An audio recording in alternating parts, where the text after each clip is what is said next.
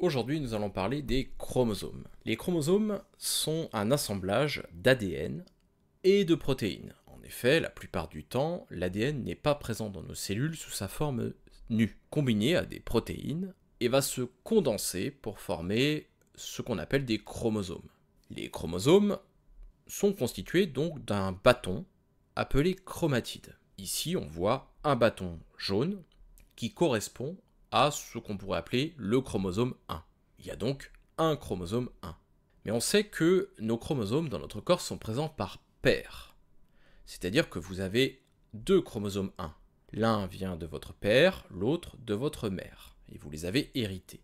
Par conséquent, ce chromosome 1 jaune possède sa paire, que je représente ici par un bâton bleu. Vous possédez donc ici deux chromosomes simples. Simple parce que formés d'un seul bâton.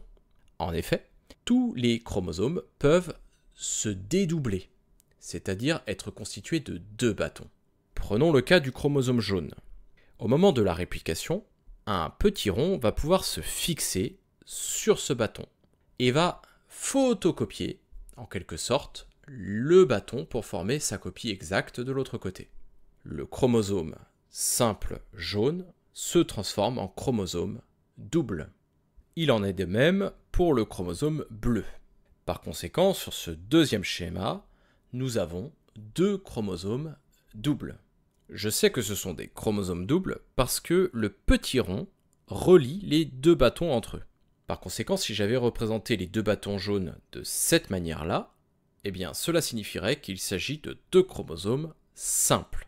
Simples parce qu'ils ne possèdent pas le petit rond qui les relie et qui ferait que c'est un chromosome double.